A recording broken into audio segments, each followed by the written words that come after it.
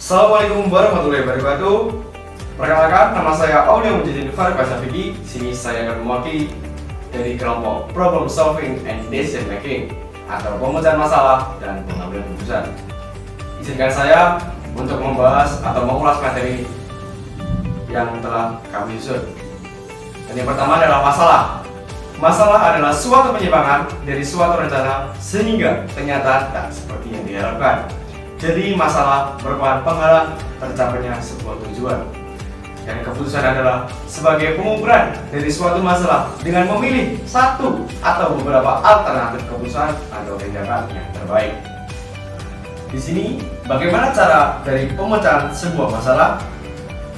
Pemecahan masalah merupakan suatu proses berpikir dan bertindak secara sistematis dalam memecahkan suatu masalah, mulai dari identifikasi masalah, analisis penyebab masalah, membuat alternatif pemecahan masalah, menentukan prioritas pemecahan masalah, membuat rencana dari tindakan pemecahan masalah, melaksanakan pemecahan masalah, memantau dan mengevaluasi.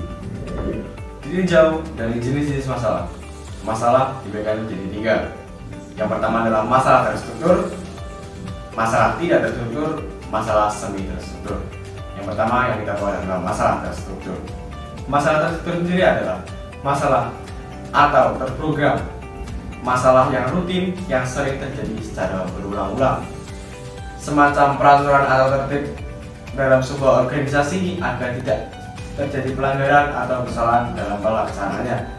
Karena keberhasilan suatu organisasi dalam mencapai tujuan selain ditentukan oleh mutu profesionalitas juga ditentukan oleh disiplin para anggotanya. Dan yang kedua adalah masalah tidak terstruktur.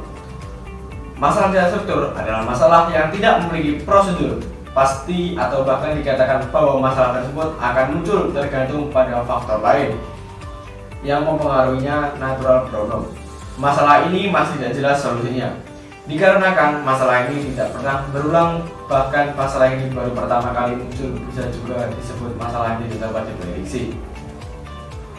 Contoh adalah sebuah perusahaan barang dan jasa yang ingin melakukan disverifikasi usaha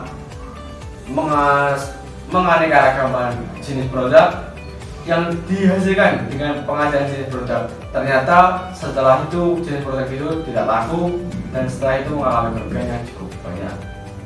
Yang ketiga adalah masalah semi struktur. Masalah semi struktur adalah masalah yang berada antara tidak terstruktur dan terstruktur. Artinya bisa saja masalah yang dihadapi adalah masalah rutin, tetapi prosedur standar yang bisa digunakan tidak dapat memecahkan masalah yang ada. Contohnya adalah saat saya membuat SKCK pada tahun 2014, tertulis jelas bahwa pembuatan SKCK secara gratis. Hal ini memang sangat terbantu dan mempermudah masyarakat, akan tetapi saat itu di beberapa tahapan dalam pembuatan SKCK ini ada oknum tertentu untuk meminta uang jalan dengan alasan akreditasi. Tahapan-tahapan dari pemecahan suatu masalah.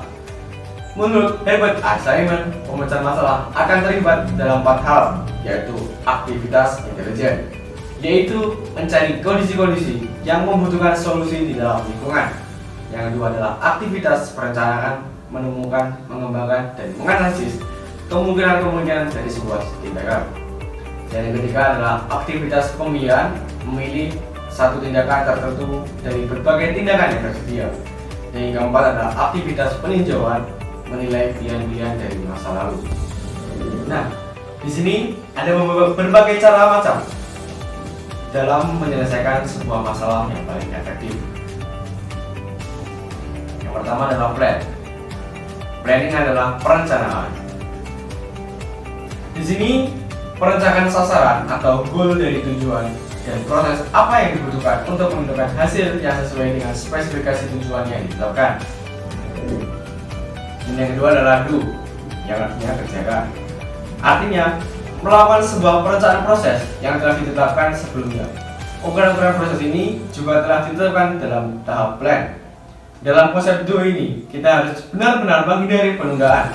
Semakin kita menunda pekerjaan, maka waktu kita semakin berbuang, dan yang pasti pekerjaan akan terlambat banyak. Dan yang ketiga adalah cek atau evaluasi. Artinya melakukan evaluasi terhadap sasaran dan proses, serta melaporkan apa saja hasilnya. Kita mengecek kembali apa yang sudah kita kerjakan, sudahkah sesuai dengan standar yang ada atau masih ada kekurangan.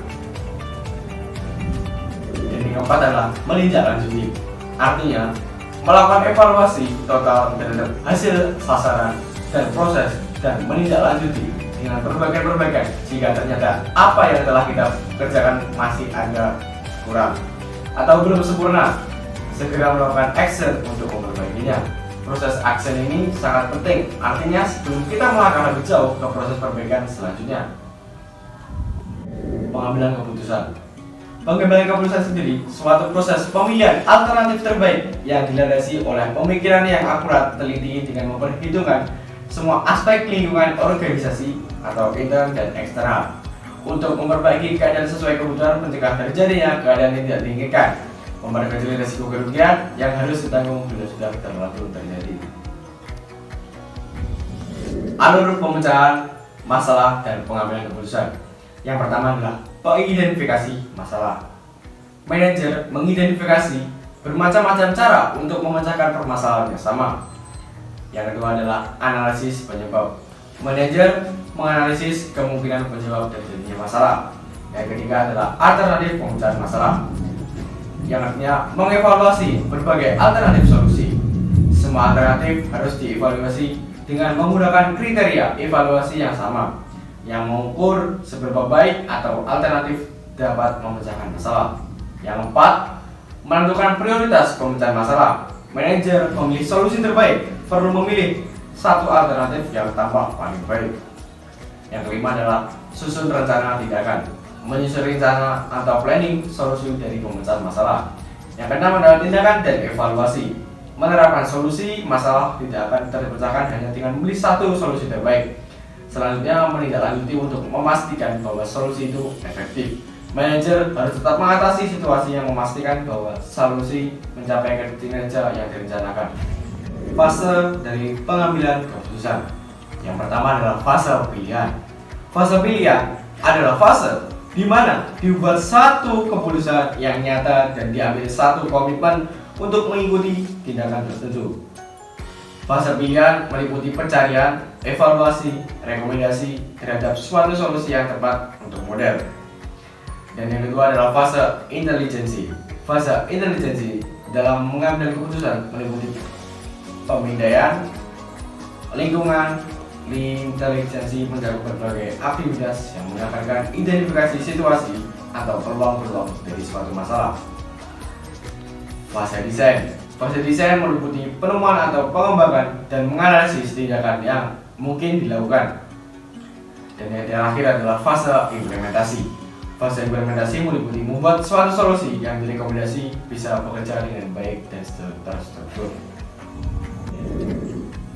Nah, pemecahan masalah dan pengambilan keputusan. Bagaimana sih caranya? Yang pertama adalah dari identifikasi suatu masalah itu sendiri. Dan yang kedua adalah mencari informasi yang berkaitan dengan masalah. Yang ketiga adalah mencari solusi dari masalah itu sendiri. Dan yang keempat, menguji solusi dan menerapkan solusi. Yang kelima adalah mengevaluasi masalah dan penentuan jalan keluar dari masalah itu sendiri.